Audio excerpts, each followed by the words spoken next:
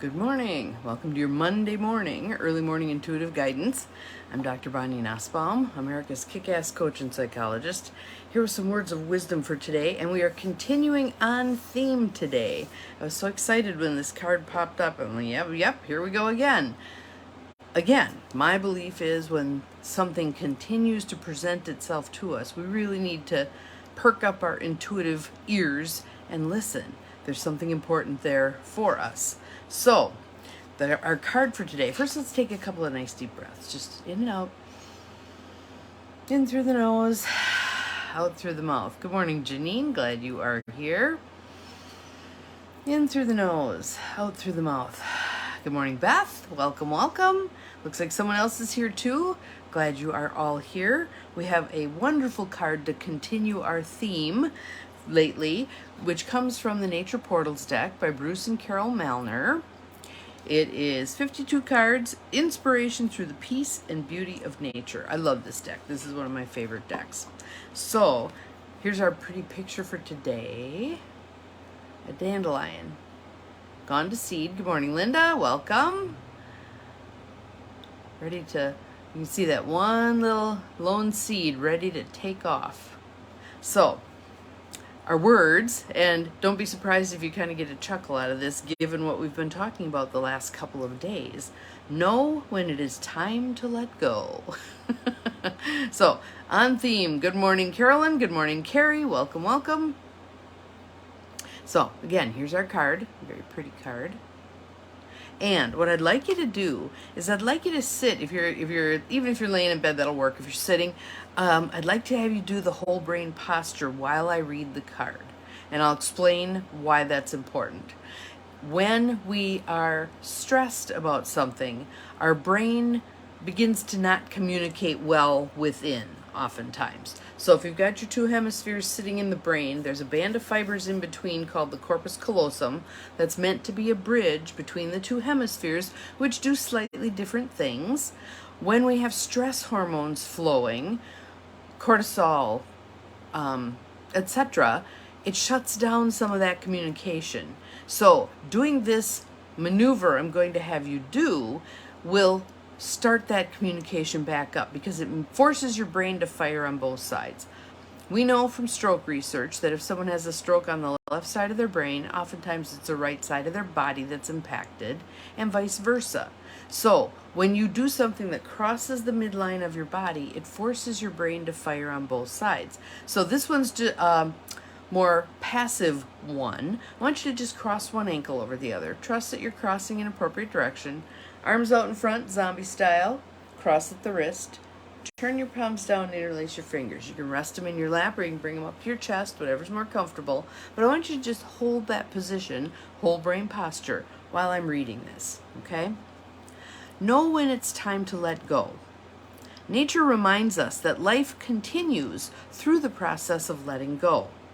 Seeds blow away to be planted somewhere new. Leaves fall from the tree to enrich the soil. Birds leave the nest to make their own way in the world. Here's the question.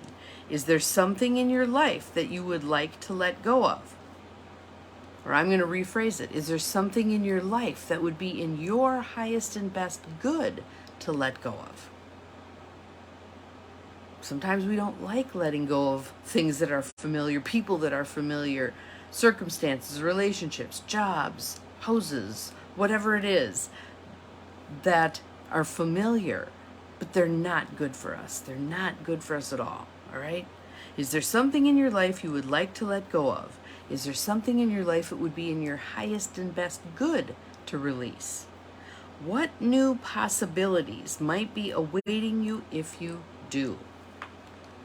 And I'm going to show you what's going to be awaiting you if you do. A field of infinite possibilities.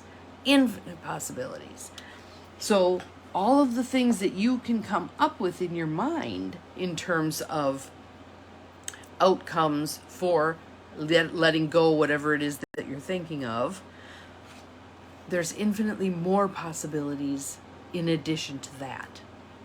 And in a way that feels really scary. In a way it's like, oh, I have no idea which of the infinite possibilities will begin to manifest. That's okay. That's okay. Part of our letting go process is learning to accept the unknown, not just tolerate the unknown, but to accept it. In fact, even embrace it. Cool, I have no idea where I'm going, but I'm going. All right? Here's the quote.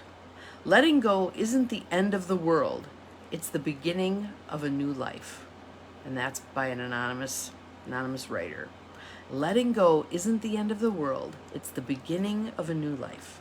So now I want you to uncross everything, tense your fingers and put your feet flat. All right? And so if you think about your brain as being your biocomputer, it is a physical entity, but the process, the mind, is so much more than just the physical structure. This part told it to edit an old program, fear about releasing something, and this is telling that program to save. A new program is in place. The new program being, letting go isn't the end of the world, it's the beginning of a new life. All right? So then you can put your hands down, a couple of nice deep breaths.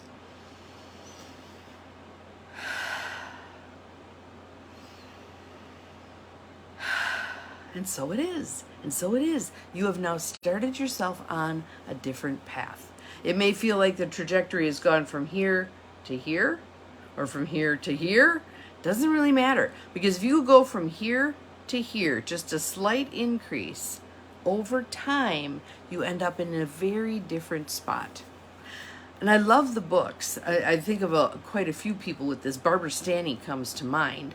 She writes books about women and money. And if someone had asked her back when she was in the muck and mire of financial ruin and a divorce and just a mess, if someone had asked her, can your life get better? She probably would have said, I have no idea how to get out of this mess. Now, she's doing very well. She writes books to help other women get out of that mess. We can't see where we're going. We can't see where we're going all the time. Sometimes we might get a glimpse of a few steps down the road, but for the most part, we're walking along our life path in faith. Faith and trust that it's going to turn out good. Maybe not the way we expect, but good. All right?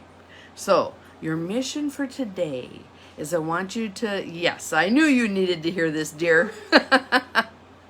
So, for all of you who needed to hear this, who needed to hear that letting go can be a divine right step in your path, pick out what you're willing to let go of. Even a little step toward letting go. All right? Do it safely, do it carefully, do it planfully, but let go. All right? Have an awesome day. We'll see you again tomorrow. Remember, you're capable of far more than you think you are. Bye-bye.